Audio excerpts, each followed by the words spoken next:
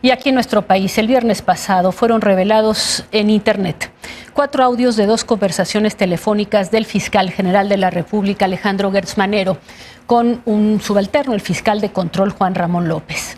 En la segunda conversación, el fiscal Gertz Manero afirma que tuvo acceso a un proyecto de sentencia de un caso actualmente en la Suprema Corte de Justicia de la Nación. Se trata del proyecto de sentencia elaborado por el ministro Alberto Pérez Dayán sobre un caso que litiga el hoy fiscal, desde antes de ser fiscal, desde hace 7 años, en contra de la que fuera compañera de su hermano y a la que acusa de dejar de cuidar cuando se encontraba enfermo. Esta noche saludo al fiscal general de la República, Alejandro Gertz Manero. Fiscal, ¿cómo está? Muy buenas noches. Y la primera pregunta que le haría es, ¿quién espía al fiscal general de la República? La investigación ya se inició.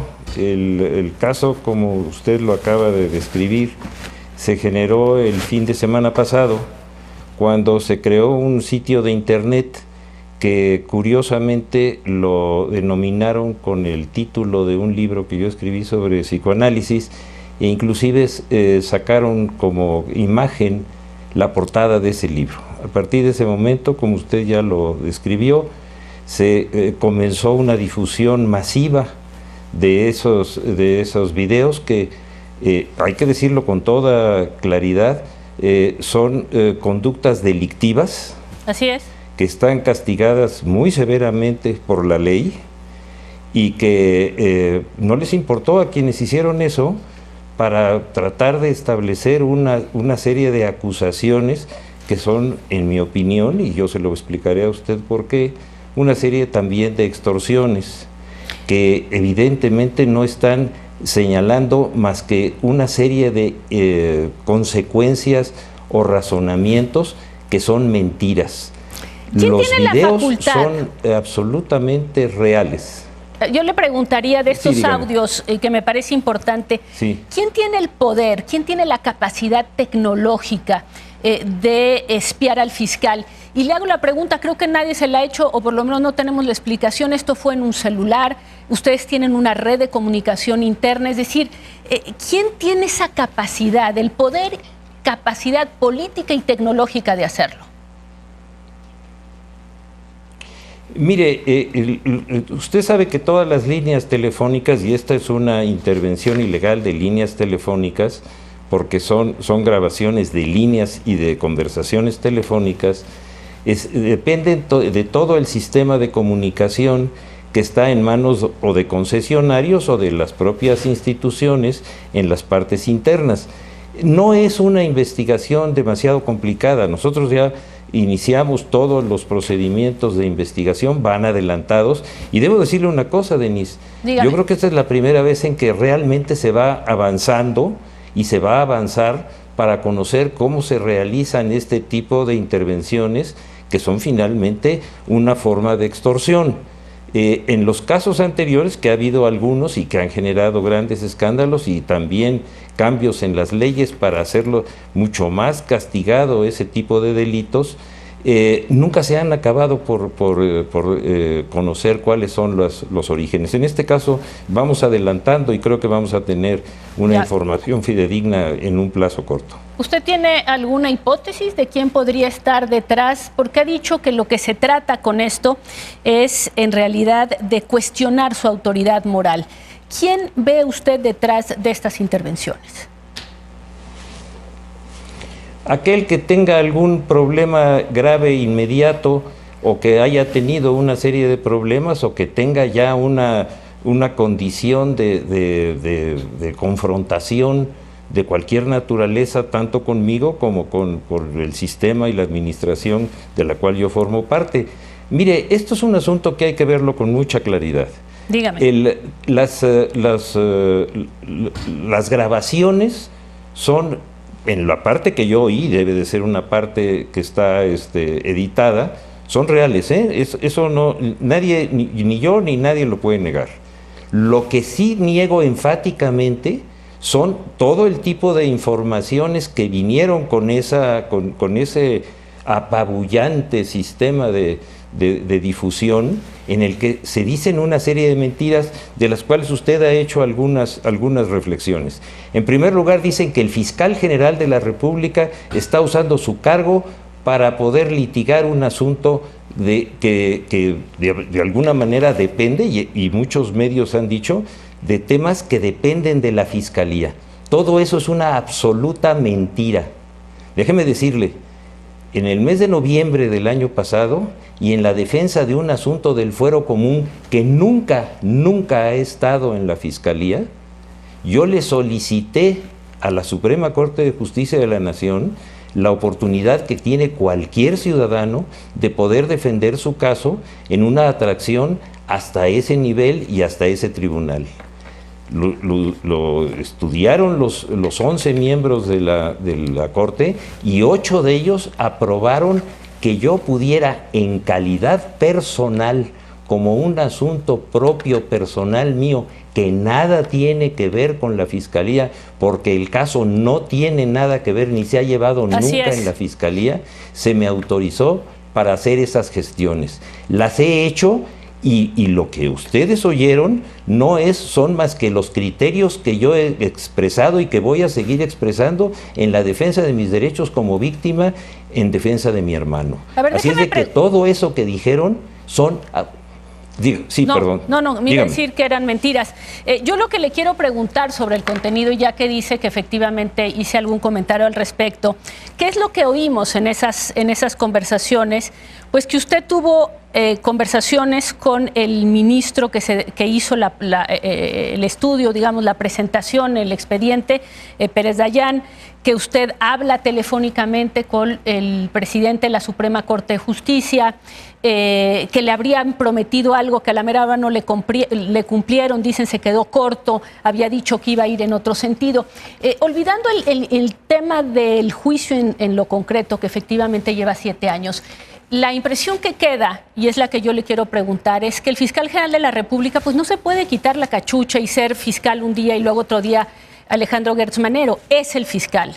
Y el fiscal le puede hablar al presidente de la Suprema Corte y le toman la llamada. Y puede tener una conversación con el ministro ponente y pues le toman la llamada. La pregunta es, ¿eso es una cancha pareja para las partes? ¿Los otros pueden hacer lo mismo? Esa es la pregunta que dejan en el contenido de esas charlas. Y qué bueno que lo dice usted con esa claridad, y se lo voy a volver a repetir. Quienes somos aceptados como partes personales, no como instituciones, para defender un asunto en cualquier tribunal, y en este caso en la Corte, tenemos todo el derecho de acudir a todas las autoridades judiciales, a darles nuestro punto de vista, exponerles lo que creemos que está en nuestro derecho, y yo no voy a perder mis derechos personales por una situación de un puesto que ocupo, porque el tema no tiene nada que ver con el puesto que ocupo. No sé si eso esté suficientemente claro. Y hablar con el presidente de la Corte, hablar con un ministro o con todos los ministros, yo y la contraparte lo hacen, y eso es absolutamente válido. Los ministros de la Corte acostumbran, y se lo puede usted preguntar a cualquiera de ellos, inclusive en aras de la transparencia, darles los documentos que son las ponencias que ellos tienen en un sentido o en otro, para que las partes puedan alegar lo que a las partes les convenga. Es decir, nadie le puede quitar a un ser humano el derecho a defenderse. Y vincular eso con un puesto público que no tiene nada que ver con el juicio, es de absoluta mala fe. Eso no lo acepto, ¿eh? A ver, déjeme hacerle una pregunta respecto, porque usted ha dicho que quienes lo espiaron, que quienes le quieren quitar autoridad moral, pues son personas que están siendo afectadas. Y yo le preguntaría, ¿afectadas quiénes? ¿Estos casos de corrupción de gobiernos anteriores o los casos que se están hablando también ahora de corrupción, de abuso de poder actualmente del gobierno actual? Porque el más cercano, estamos hablando de esta denuncia de Collado, en la cual menciona a unos abogados que habrían extorsionado a corruptos de sexenios anteriores, pero utilizando una figura tan prominente como la del consejero jurídico de la presidencia. Entonces quiero preguntarle, ¿quiénes son todos esos afectados? ¿Son todos? ¿Esta fiscalía va por los corruptos de antes solamente o va también por los corruptos de esta vez? Mire, Denise, esto es un tema fundamental. Combatir la corrupción en este país tiene un costo muy alto. Eso lo hemos visto durante todos estos 3 años y todas las controversias que ha habido al respecto y las descalificaciones son de carácter cotidiano. Yo creo que es el precio de hacer este trabajo, el precio de ir en contra de todas estas personas y de haber tenido el éxito que se ha tenido en decenas, en centenas de casos que son relevantes, generan un grupo de enemigos y de contrincantes que evidentemente pueden ir, hasta como en este caso lo estamos viendo, a generar y a crear imágenes de delitos que nunca se cometieron. Eso quiero dejarlo muy claro. Mire, el lunes el señor presidente de la República, a unas preguntas semejantes a las que usted está haciendo, les dio una respuesta contundente. Dijo, estos ataques, estas extorsiones mediáticas tienen un objetivo: detener cualquier acción que vaya en contra de la corrupción.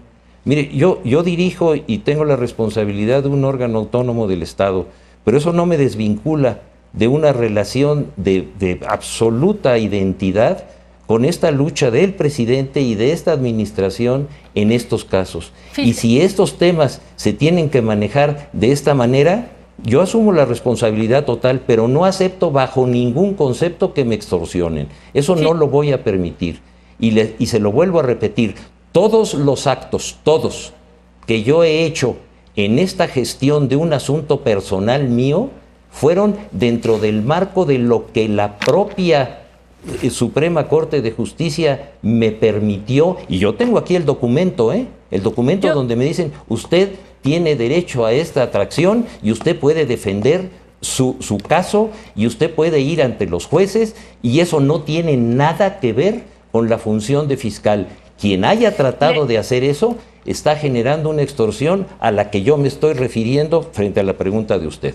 Le vuelvo nada más a hacer esta pregunta. ¿La Fiscalía General de la República de este gobierno sí, cómo no, se va en contra de los casos de corrupción de gobiernos anteriores o se va también contra los señalamientos que hay de corrupción de elementos importantísimos de este gobierno? Vuelvo a decirles, se está señalando en el caso de unos abogados a quien fuera consejero de la presidencia, consejero jurídico, Julio Scherer, que está siendo señalado en un caso. Mi pregunta sería, ¿las extorsiones son y pueden venir de los de antes, de los de ahora, de los de todos? ¿Y esta fiscalía va por todos?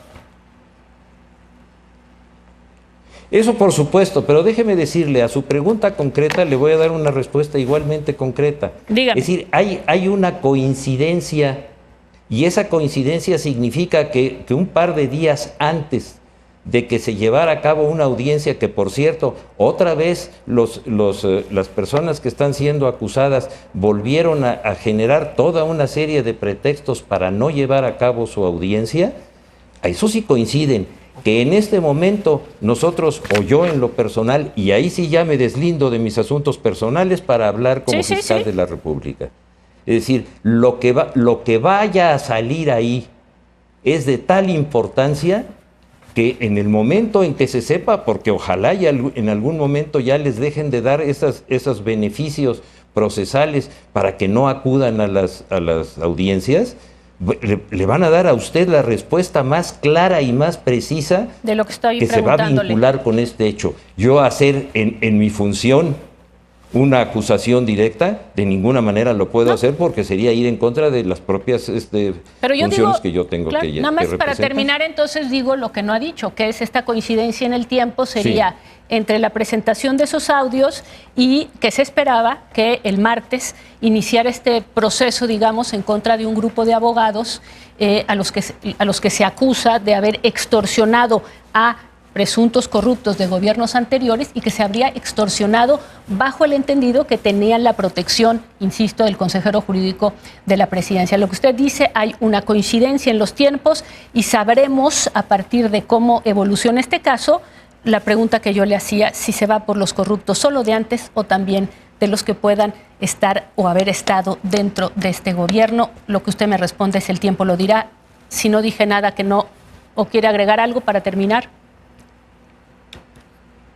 Lo que usted acaba de decir es exactamente apegado a la verdad.